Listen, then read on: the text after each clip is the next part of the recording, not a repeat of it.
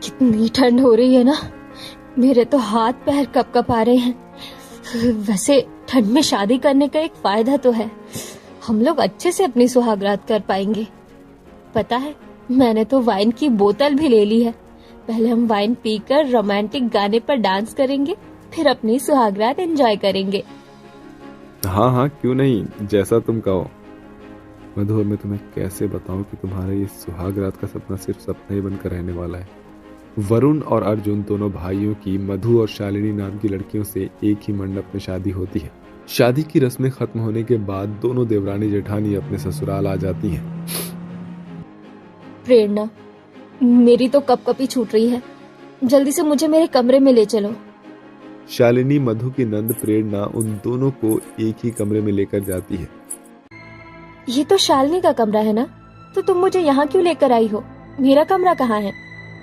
भाभी, हम सब इन 2 कमरे वाले घर में ही रहते हैं। एक कमरे में मैं और माँ सोते हैं और एक कमरे में अब आपको और भाभी को गुजारा करना होगा। क्या कहा तुमने? मैं और शालिनी एक कमरे में रहेंगे? तुम्हारा दिमाग तो ठीक है ना?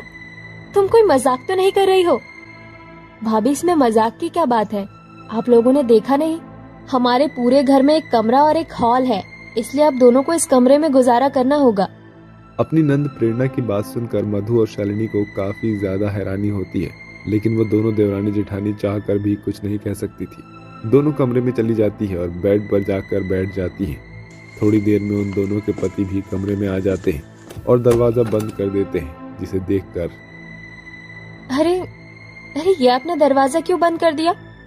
अरे आज हमारी सुहाग रात है ना, इसलिए। आप लोगों का दिमाग तो खराब नहीं हो गया है? हम चारों क्या एक कमरे में सुहागरात मनाएंगे? अब जब तक दूसरा कमरा नहीं बन जाता, हम लोग सुहागरात नहीं मनाएंगे। अरे शालिनी, ये कैसी बात कर रही हो तुम? ठंड का मौसम है, ऊपर से आज हमारी सुहाग रात है और ऐसी रात को हम अपने हाथ से ये कैसे जाने दे सकते हैं? तुम एक काम करो, तुम फिक्र मत करो। मैंने जो है ना, इस सुहाग रात के लिए बढ़िया से इंतजाम कर रखा है। उस एक कमरे में 4 लोग होते हैं और कमरे के एक कोने में सीढ़ी रखी होती है, जिसे लाकर अर्जुन कमरे में बनी तान पर लगा देता है और अपनी पत्नी शालिनी के साथ ऊपर तान पर चढ़ जाता है। जहां जेठ और जेठानी ऊपर तान पर एक साथ बैठे होते हैं, वहीं नीचे देवर और देवरानी खाट पर। अब हम आराम से अपनी सुहाग रात मना सकते हैं, क्यों जाने मन? सुहागरात? खबरदार, अगर तुमने मुझे छुआ भी तो। क्या क्या सपने देखे थे मैंने अपनी सुहागरात को लेकर। मैं ही पागल थी जो इतनी कड़कड़ाती ठंड में शादी करने की सोची। इससे अच्छा तो मैं गर्मी में ही शादी कर लेती। जहां एक तरफ नीचे बैठी देवरानी अपने पति से मुंह फुलाकर बैठी होती है, वहीं ऊपर तान पर बैठे जेठ जेठानी। अरे मान जाओ ना शालिनी, ठंड का मौसम है और आज तो हमारी सुहाग रात है ना। चलो ना, सुहाग रात मनाते हैं। तुम्हारा दिमाग तो ठीक है, नीचे मेरे देवर देवरानी है और तुम्हें यहाँ ऊपर सुहागरात मनाने की पड़ी है। तो हम कौन सा उनके बगल में जाकर बैठकर सुहाग रात मना रहे हैं यार? हम तो ऊपर है ना। और ये देखो, मैं तुम्हारे लिए गुलाब का फूल भी लेकर आया हूँ।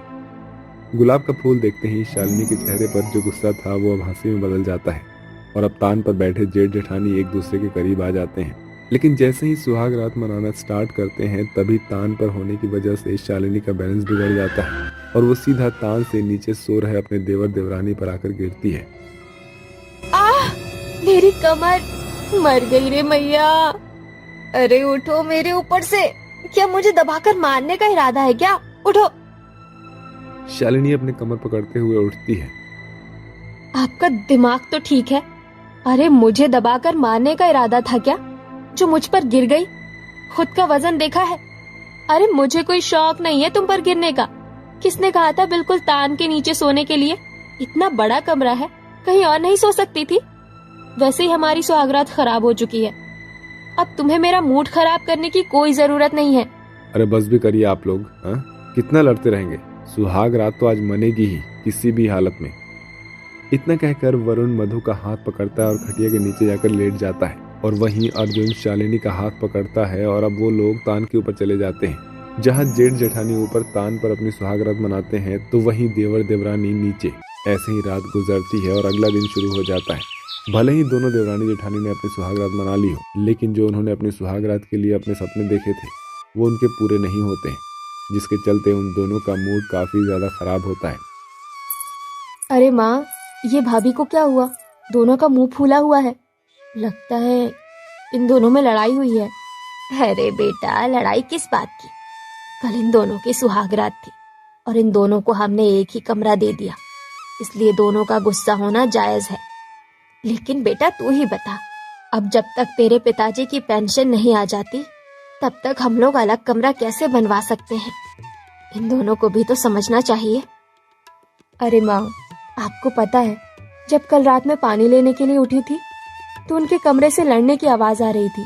ये दोनों कहीं एक दूसरे को मारने ही ना लग जाए।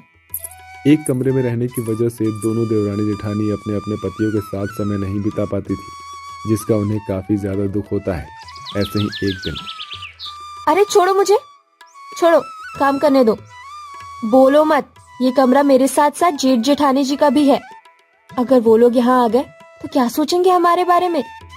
वही सोचेंगे जो करना है। मतलब तुम्हारा मन था ना कि हम एक सुहाग रात पर एक रोमांटिक डांस करें, लेकिन हम नहीं कर पाए थे। इसलिए आज मैं इस छोटे से स्पीकर में एक रोमांटिक, मतलब एक नहीं काफ़ी सारे रोमांटिक गाने भरा कर लाया हूँ।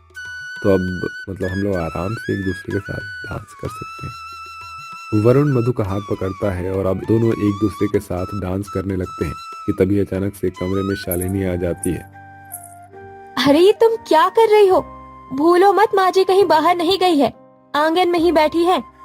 भाभी, माँ जी का तो छोड़िए, लेकिन आपको क्या तमीज नहीं है? ऐसे किसी के कमरे में आने से पहले दरवाजा खटखटाया जाता है।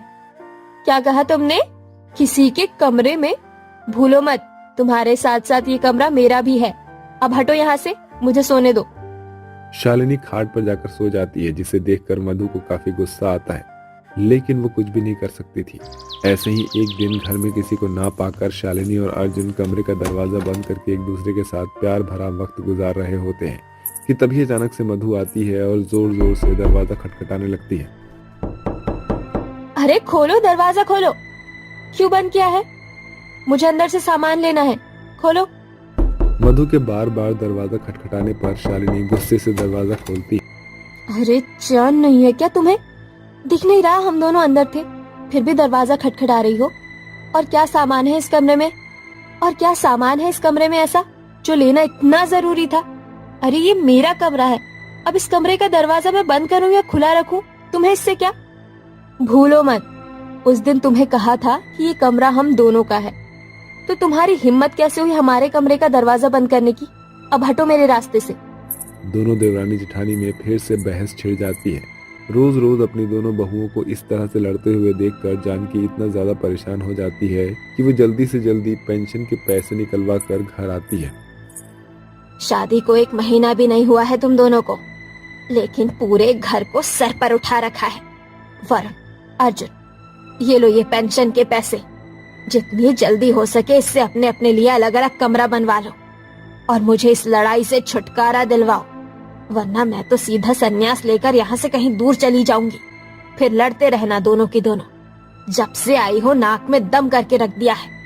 अपनी सास की डांट सुनकर दोनों बहुओं को बुरा लगता है, लेकिन इसके साथ ही उन्हें इस बात की खुशी थी कि उन दोनों को अब ज्यादा दिनों तक एक कमरे में नहीं रहना पड़ेगा। अर्जुन और वरुण मिलकर जल्दी से उस पेंशन के पैसों से 2 अलग अलग कमरे बनवाते हैं और कमरे बनने के बाद आखिरकार वो दोनों देवरानी जेठानी अपने सपनों के मुताबिक अपनी सुहाग रात मनाती